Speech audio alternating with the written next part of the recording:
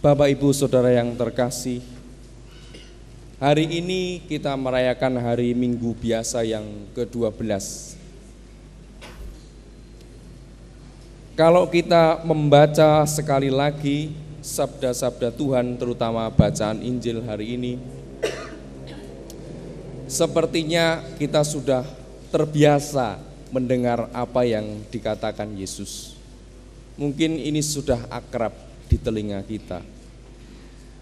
Tetapi karena ini begitu akrab, sehingga bisa jadi kita kurang mendalami apa sebenarnya maksud yang disampaikan Yesus. Bapak Ibu Saudara yang terkasih, hari ini di dalam Injil, Yesus sepertinya kalau dalam bahasa sekarang ini narsis. Dia bertanya kepada murid-muridnya, 2 kali dia bertanya. Menurut orang lain, menurut kata orang, siapakah aku ini? Dari pertanyaan ini seolah-olah Yesus dia ingin dikenal. Sebenarnya menurut orang itu siapa sih saya? Tidak cukup di situ, kemudian dia bertanya lagi kepada mereka. Lalu menurut kamu siapa aku ini? Sepertinya Yesus ingin dikenal.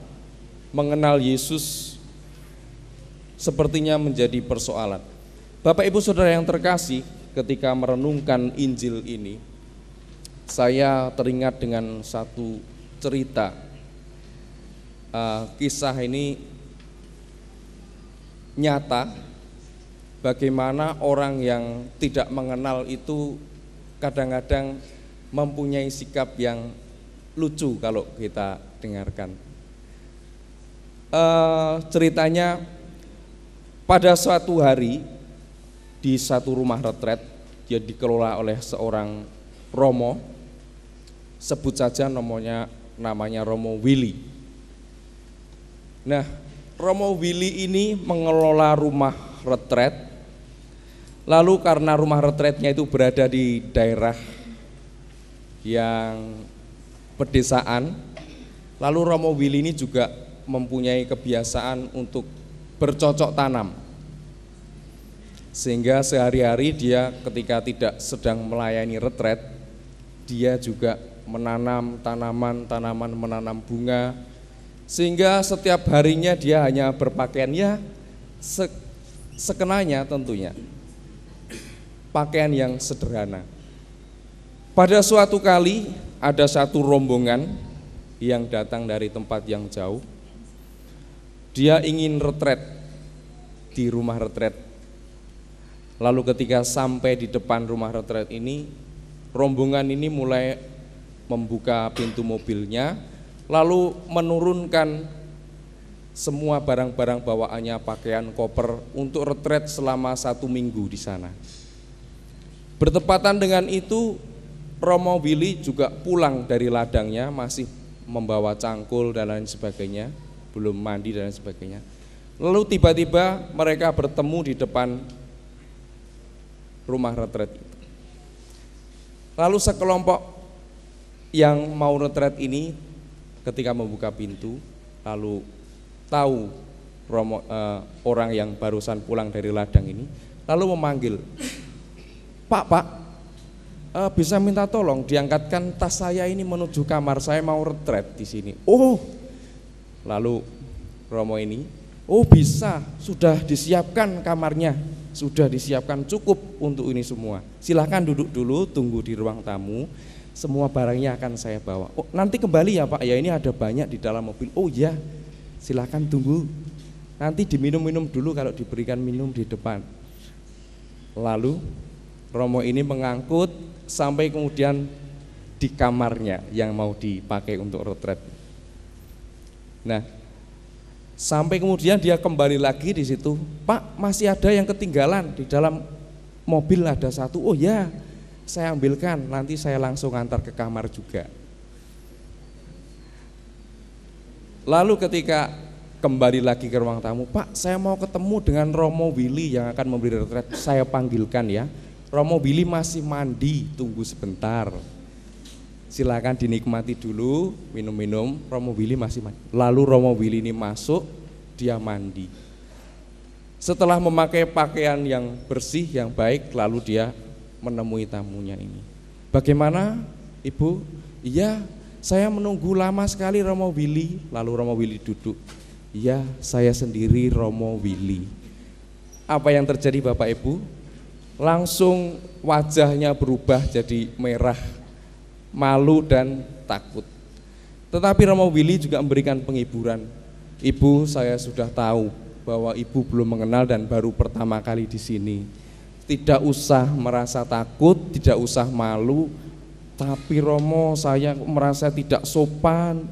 Saya merasa terlalu menyuruh-nyuruh Romo tadi. Saya tidak tahu. Nah, kalau tidak tahu ya tidak apa-apa, wong namanya juga tidak tahu. Tidak usah merasa bersalah. Sudah, sekarang silakan mandi dulu, masuk kamar, lalu siap untuk retret. Bapak Ibu Saudara yang terkasih, apa yang terjadi selama retret itu? Ibu ini selalu kepikiran terus, tidak bisa retret.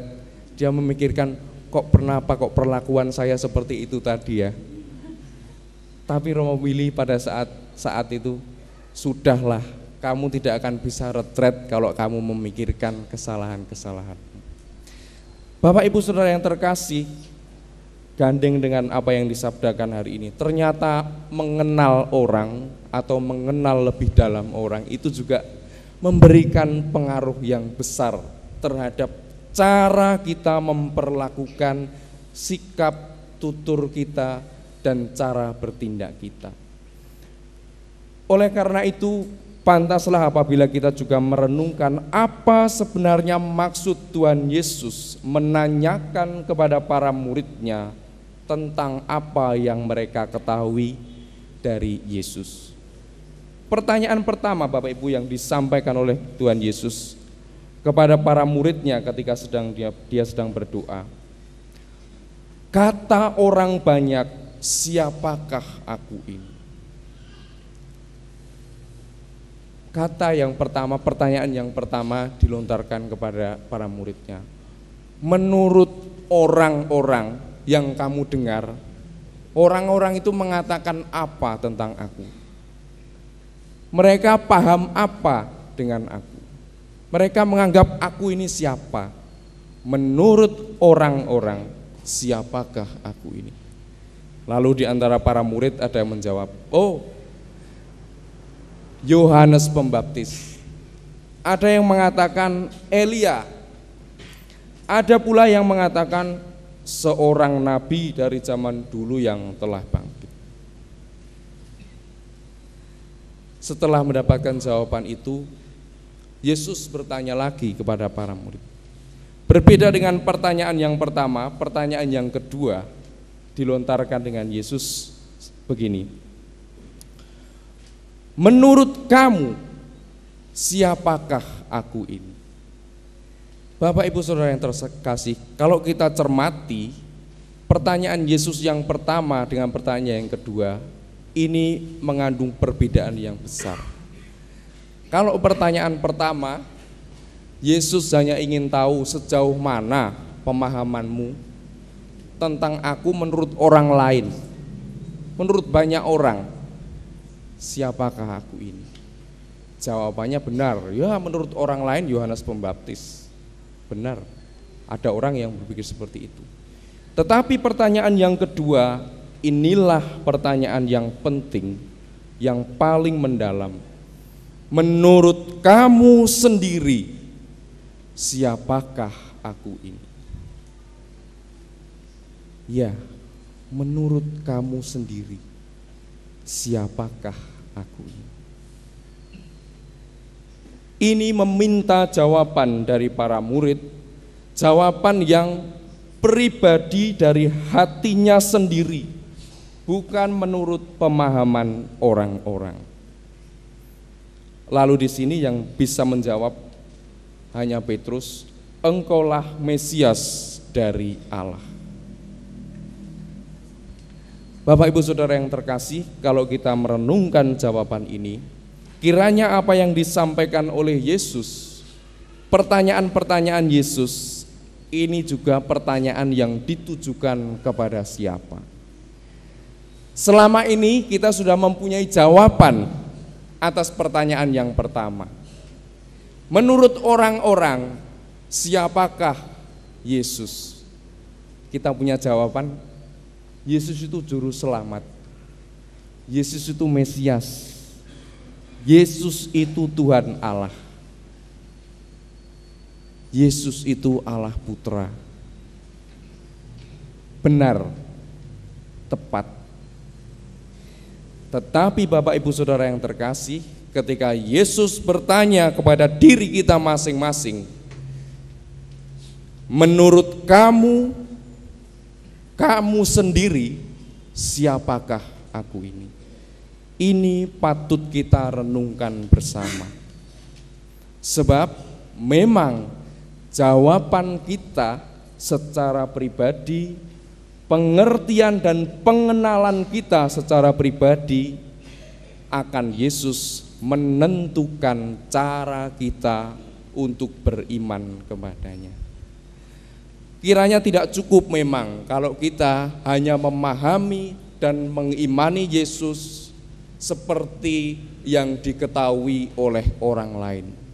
Tidak cukup kokoh memang kalau kita beriman dari pemahaman-pemahaman yang umum, dari pengertian yang umum, yang wajar.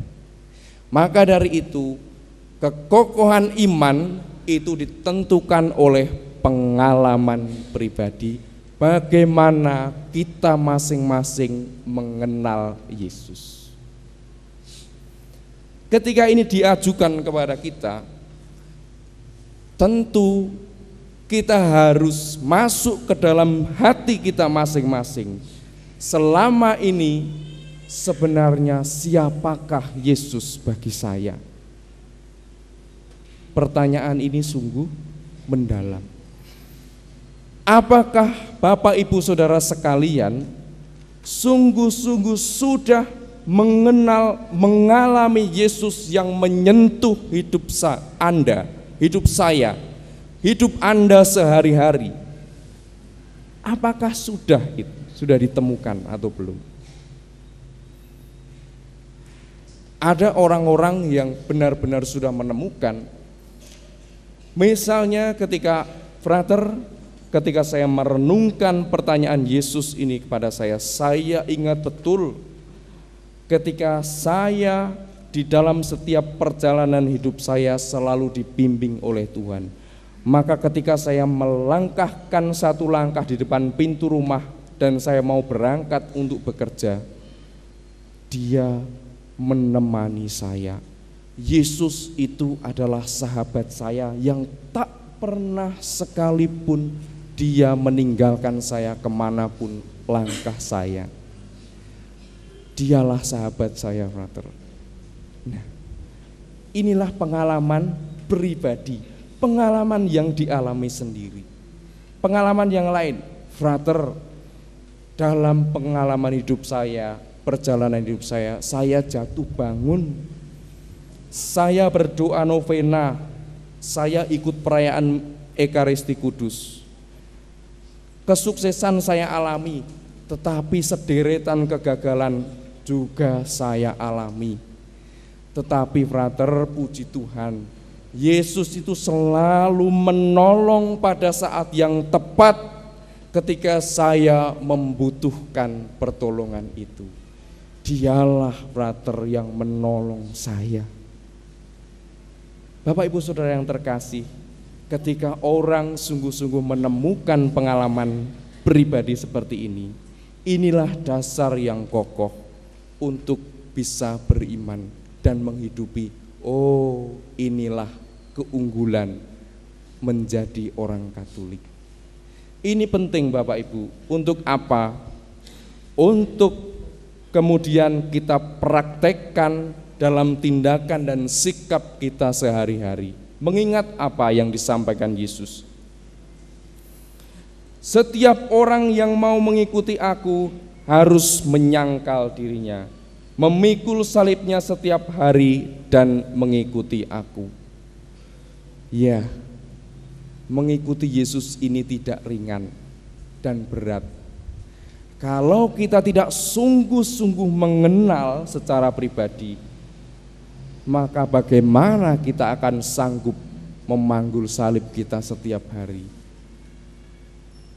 Kalau kita tidak punya pengalaman pribadi, bagaimana Tuhan itu hadir di dalam kehidupan kita, bagaimana kita bisa mengikuti Dia dan menyangkal diri kita?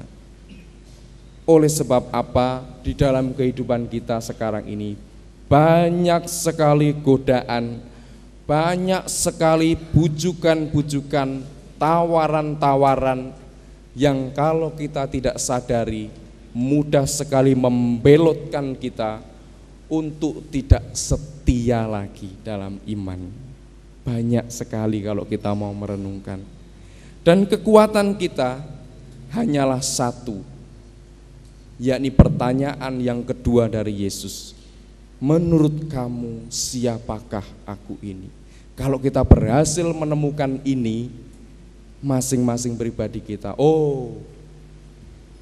apapun yang menjadi tantangan, apapun yang menjadi godaan, apapun yang menjadi bujuk rayu dari setiap orang, dari setiap aliran pemikiran di dunia ini, saya sudah punya Yesus. Saya sudah punya jawaban yang diberikan Yesus dalam hidup saya. Maka inilah Bapak Ibu Saudara yang terkasih, kita akan mampu menghadapi salib yang berat setiap hari. Kita akan mampu mengikuti Yesus dan menyangkal diri kita, mampu mematikan apa yang menjadi kebutuhan jasmani kita oleh karena godaan-godaan tadi. Godaan-godaan mampu kita tangkal. Kita bisa bicara dan menarik diri, ini tidak baik, ini tidak sejalan dengan iman Katolik, ini tidak seiring dengan apa yang dikatakan Yesus. Dengan demikian kita tidak akan membinasakan atau tidak akan kehilangan nyawa kita. Namun dengan mematikan diri kita, mampu mengalahkan godaan, justru kita akan menyelamatkan nyawa kita. Kiranya ini Bapak Ibu Saudara yang terkasih, perlulah kita mengenal Yesus secara pribadi dengan lebih mendalam. Semoga berkat Tuhan menyertai kita.